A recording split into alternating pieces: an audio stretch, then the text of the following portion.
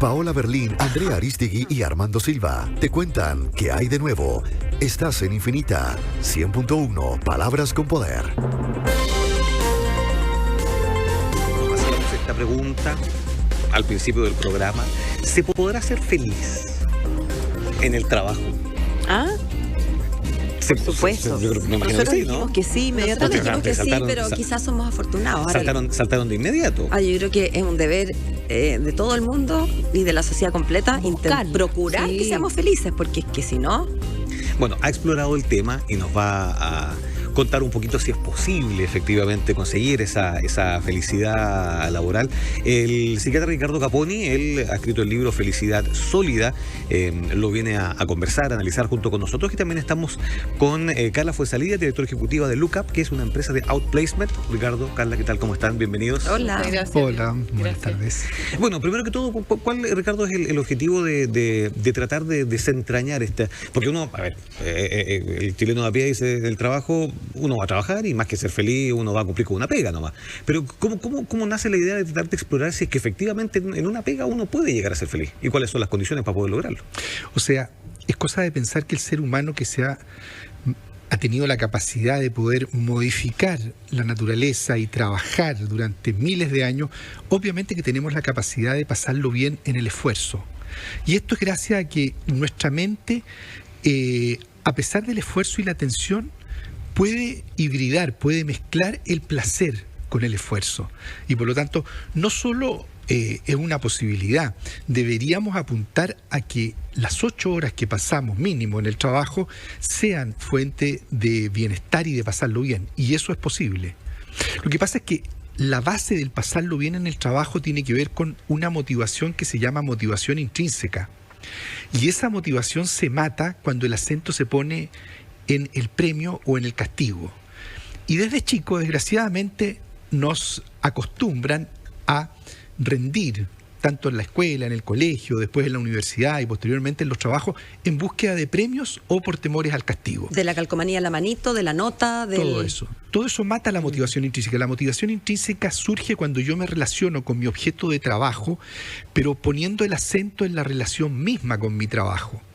Pero Ricardo, perdón, ¿de qué depende eso también? Porque finalmente uno cuando va a trabajar se supone que lo hace en lo cual se ha preparado durante algunos años o para lo cual está capacitado o lo que puede hacer para poder conseguir un sueldo, y eso de alguna manera también debiera significar una cierta satisfacción. Pero ¿qué otros factores también influyen para que uno, más allá de esos puntos, pueda también tener un entorno de trabajo que ayude a ser feliz? Que el trabajo sea un desafío que esté acorde a mis capacidades. Cuando el trabajo es un desafío que me sobrepasa, vivo un poco angustiado, temeroso, enojado, complicado. Cuando el trabajo es muy fome, o sea, las capacidades que tengo están por sobre mis capacidades para enfrentar el trabajo, me aburro. O sea, el dilema es cómo escojo un trabajo, cómo mis jefes, cómo las empresas van llevándome a un trabajo que esté más o menos acorde a mis capacidades y que siempre implique un cierto desafío. Ahora, eso significa tener una actitud en relación al trabajo en la cual el acento lo pongo en el crecimiento de mis habilidades en torno al trabajo. Claro. Y ahí, perdón, ¿cuánto influyen los equipos de trabajo? Porque una cosa es la motivación personal y hay gente que dice, a mí me encanta mi trabajo, pero odio a mi jefe, odio a mis compañeros o no estoy contento con la manera en que el resto trabaja conmigo, ¿no? O porque son flojos o porque son, no sé. ¿Cuánto influye eso y qué hacer frente a un factor que uno no puede manejar del todo, ¿no? Porque uno no elige necesariamente a los equipos de trabajo. Ahí, ¿qué se hace, Carla? Tú que lo ves directamente, me imagino, todos los días. Sí, yo creo que lo importante un poco es definir cuáles son las cosas que para uno son relevantes en un trabajo y de alguna manera ir tratando de buscar los equipos y las personas y los contextos que a uno le acomoden. Nosotros, como consultores, en el fondo y en la línea de lo que dice Ricardo, lo que intentamos conseguir es que las personas que trabajan en este tema, en momentos de transición laboral, sean capaces de identificar qué es efectivamente lo que los hace llegar a un tipo de felicidad sólida, como dice el libro, y no quedarse un poco en el tema de la renta, que muchas veces la gente toma decisiones solo por renta, sino que efectivamente, por ejemplo, pensar que los equipos son tan relevantes a veces como tú dices, como los mismos incentivos monetarios. Entonces, de alguna manera, lo que uno tiene que hacer, pienso yo, es identificar qué es lo que para uno es relevante y de alguna manera donde uno va a aportar dentro de lo que puede hacer lo mejor posible. O sea, buscar un equilibrio en el fondo, porque también no puede ser solo un factor, no Exacto, solamente el equipo o la renta. Exactamente. Ya.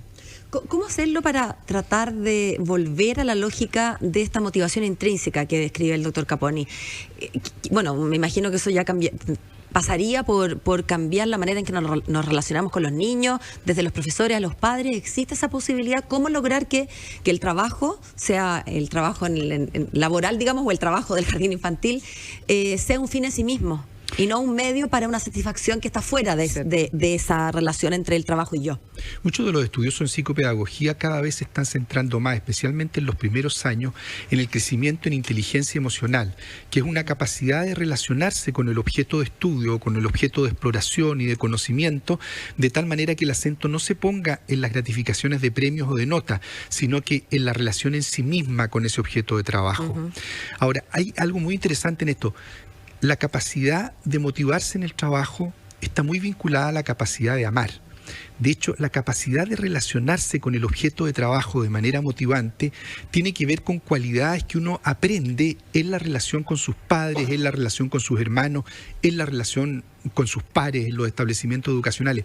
O sea, es una cualidad muy importante desde el punto de vista afectivo. O sea, querer hacer un trabajo, pasarlo bien en el trabajo, vincularse responsablemente, comprometidamente y con entusiasmo, son cualidades emocionales que se aprenden al interior de las relaciones afectivas.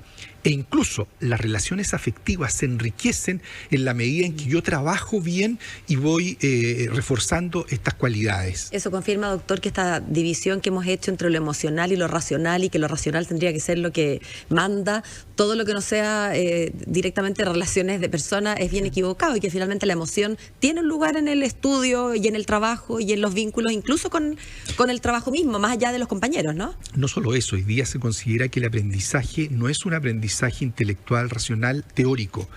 La verdad es que el aprendizaje es un aprendizaje basado en la experiencia, y la experiencia es una interacción con el otro en el que se activan muchas emociones.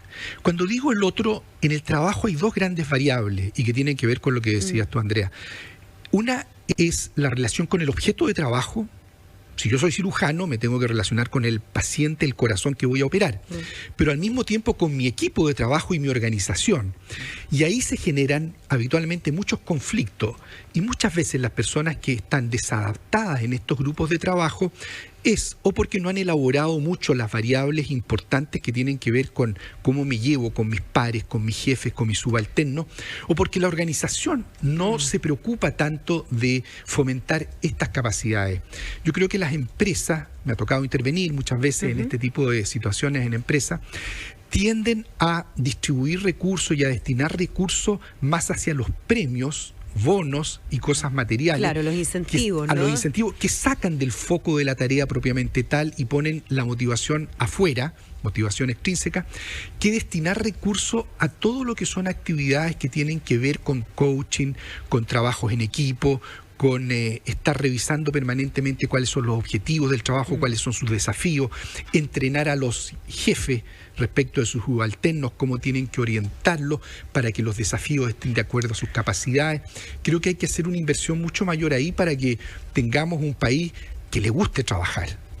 Carla, ¿cómo va evolucionando la posibilidad de ser feliz en el trabajo cuando en las distintas etapas de un trabajador?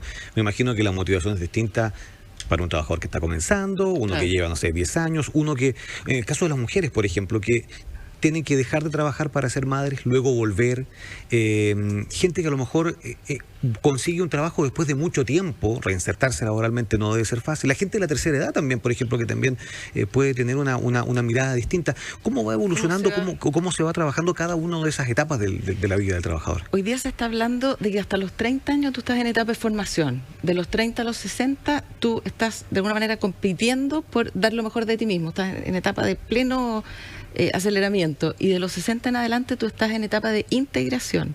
Entonces, de alguna manera, tú vas desarrollando competencias distintas para pasar a la siguiente etapa con todos los recursos necesarios para poder hacerlo bien.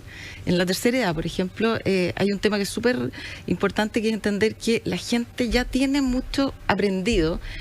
La experiencia, sobre todo en profesiones, por ejemplo, el periodismo, la medicina, la psiquiatría especialmente, son profesiones en las cuales tú vas acumulando experiencia y vas siendo, si eres capaz de hacerlo y desarrollando los recursos que necesitas, eres capaz de ser cada vez más valioso. Pero al mismo tiempo va surgiendo el miedo, sobre todo, por ejemplo, en el periodismo, que uno se va haciendo más viejo y por más que sea más experimentado, puede ser un poco más caro. ¡Pum! Para afuera. Traemos gente más joven. Entonces también hay un miedo ahí intrínseco a perder el trabajo. Cierto. Por ser más viejo. Es que yo creo que lo importante es como mantenerse muy competitivo en términos de todo el tema digital, en todo sentido, en el fondo, para de alguna manera poder ir dando lo que otros no pueden dar, o sea, que tu propuesta de valor sea interesante, digamos. Pero en la práctica lo que tú tienes que hacer continuamente es estar evaluando cómo estás respecto al resto. Pero como te digo, las grandes etapas son esas. Y yo creo que las personas, en la medida que tienen la capacidad de integrar lo que son y desarrollar una buena estrategia para el futuro, tienen espacio. Nosotros lo vemos. ¿Qué tan importantes son las organizaciones para poder fomentar todos estos elementos positivos a los trabajadores? Porque una cosa es lo que le pase a uno como trabajador y otra cosa es lo que la empresa pueda aportarle también para que todos estos factores que hacen que uno sea feliz o pueda ser feliz sean efectivos. Yo creo que las organizaciones están teniendo cada vez un rol más relevante, en definitiva, porque se han alineado muchos aspectos en temas de inclusión. Ahora hay datos duros que dicen que, o sea, que en el fondo los datos dicen que vamos a vivir hasta los 90 años hoy día, edad promedio en Chile, un poquito menos. Entonces, de alguna manera, estas organizaciones han ido tomando lo que es una necesidad real y la han ido encauzando. Ahora, yo creo que si uno puede ser parte de estas organizaciones y tu empresa te da lo que tú necesitas, fantástico.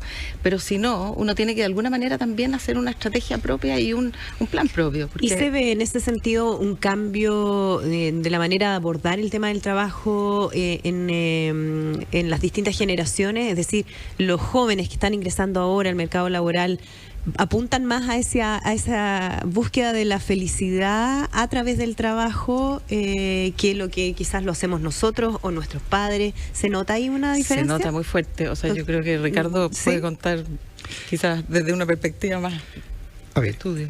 En nuestra generación había una preocupación importante por el trabajo, poniendo el acento en el sentido. Estoy pensando en un grupo importante de la gente que trabajaba. Y la verdad es que el sentido le da una gratificación al trabajo que contribuye a la felicidad. En los jóvenes hoy día hay una preocupación por pasarlo bien en el trabajo. Lo que me preocupa es que el concepto de pasarlo bien en el trabajo no tenga que ver con el compromiso, el esfuerzo, la perseverancia que significa el obtener capacidades que a uno lo pongan a la altura de que el trabajo no lo sobrepase. Porque eso puede llevar a un desapego en el objeto de trabajo y llevar a una dispersión en que voy cambiándome de trabajo porque estoy buscando algo que siempre me entretenga. Bueno, hay quienes acusan que eso es lo que está pasando. Exacto, entonces ahí hay un malentendido porque lo que a mí me va a entretener es aquello con lo que creo una relación emocional y afectiva en la que me voy haciendo experto y en la expertise el desafío me genera un fluir y ese estado de fluir contribuye mucho a la felicidad. Claro.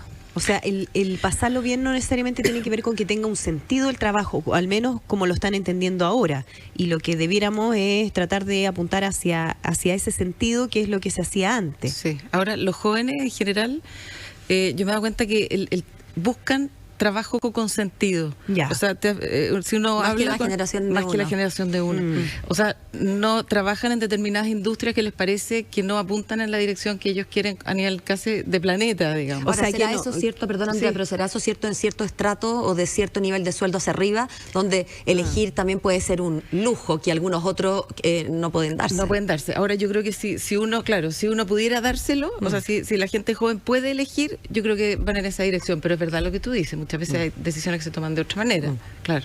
Felicidad sólida se llama entonces el libro que ha venido a presentar el doctor Ricardo Caponi. Muchísimas gracias por acompañarnos. Gracias a ustedes por la invitación. Y también Carla Fuensalida, que aquí tengo su cargo de directora ejecutiva de Lucas. Muchas gracias. Muchas gracias por venir, Gracias, Carla. Que esté muy bien. Muy buenas tardes. 12 horas con 50 minutos. En Infinita te contamos